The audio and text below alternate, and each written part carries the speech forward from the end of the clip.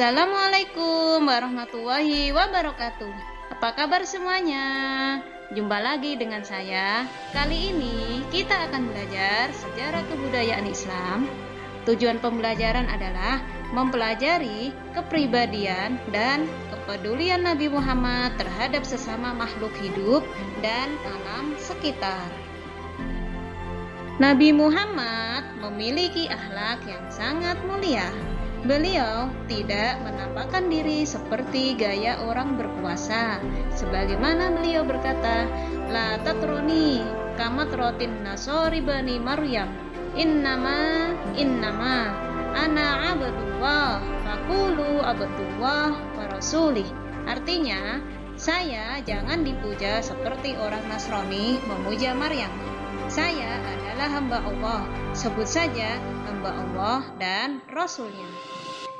Itulah sebab utama kenapa umat Islam melarang melukis Rasulullah, karena alasan berikut. Yang pertama, untuk menjaga kemurnian akidah tauhid.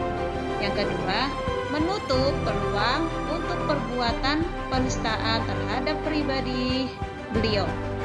Sebagai contoh, seseorang yang benci kepada orang lain, namun karena tidak mampu melampiaskan kebenciannya secara langsung, mereka lantas membuat serentetan penistaan terhadap gambar atau foto orang yang dia benci. Apakah akan dia ludahi, atau diinjak-injak, atau disobek-sobek, atau dibakar, atau dibuat karikatur yang bernuansa pelecehan dan sebagainya. Dengan tidak dilukisnya gambar Rasulullah, maka tidak mungkin seseorang yang kafir atau fasik mampu membuat gambaran wajah Rasulullah Shallallahu Alaihi Wasallam. Mari kita lanjut mempelajari kepribadian Nabi Muhammad terhadap sesama. Yang pertama, mengasihi dan menyayangi pembantu. Ketika Nabi Muhammad berada di Yasrib atau kota Madinah, beliau mempunyai pelayan bernama Anas bin Malik. Pada suatu hari, Anas bin Malik diperintah Nabi Muhammad untuk suatu urusan.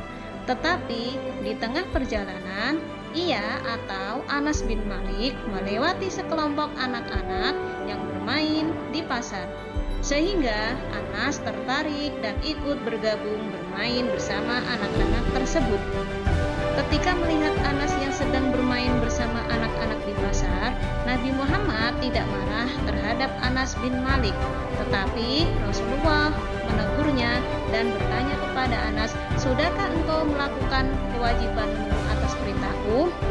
Selanjutnya, mengasihi dan menyayangi anak-anak. Ada sebuah kisah.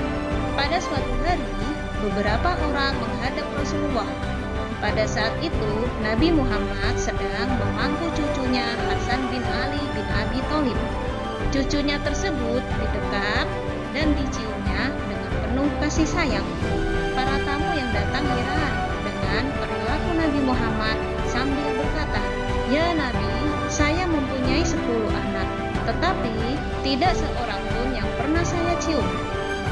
Mendengar itu, Nabi Muhammad kata, "Man la yarham la yurham."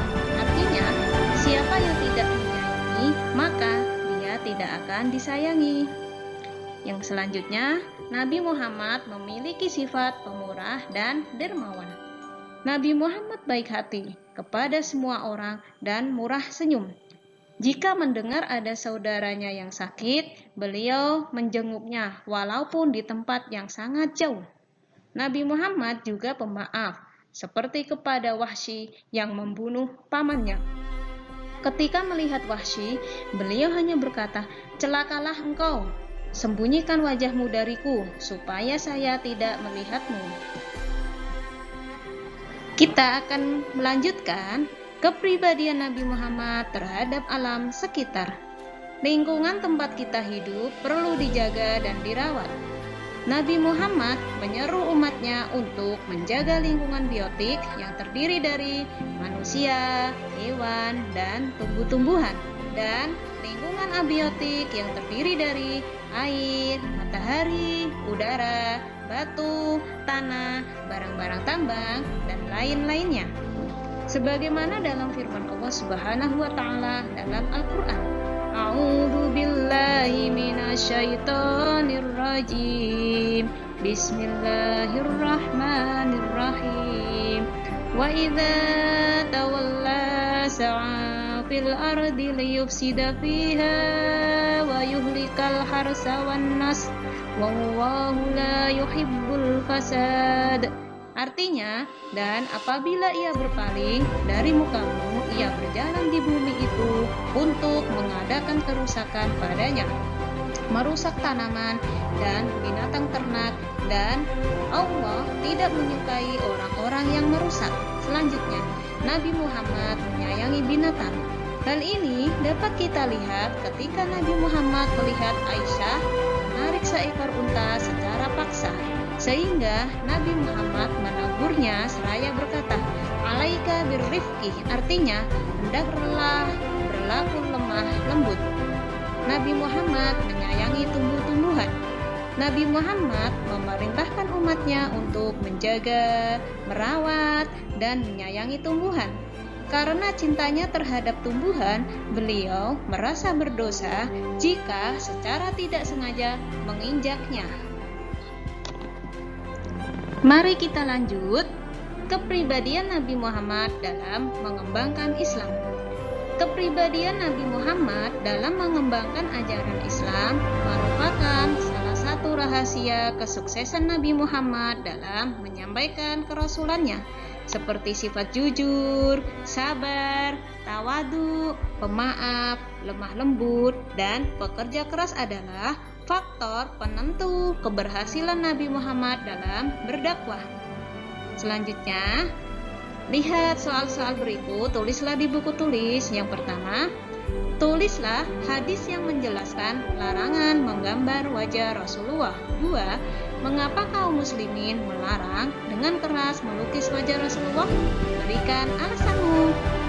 3. Tuliskan sebuah kisah yang menceritakan kepribadian Nabi Muhammad yang mulia terhadap sesama.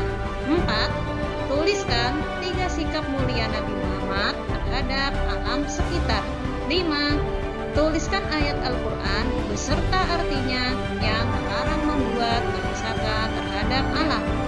Sampai di sini pelajaran kita ya. Jumpa lagi di pembelajaran SKI selanjutnya. Terima kasih. Wassalamualaikum warahmatullahi wabarakatuh.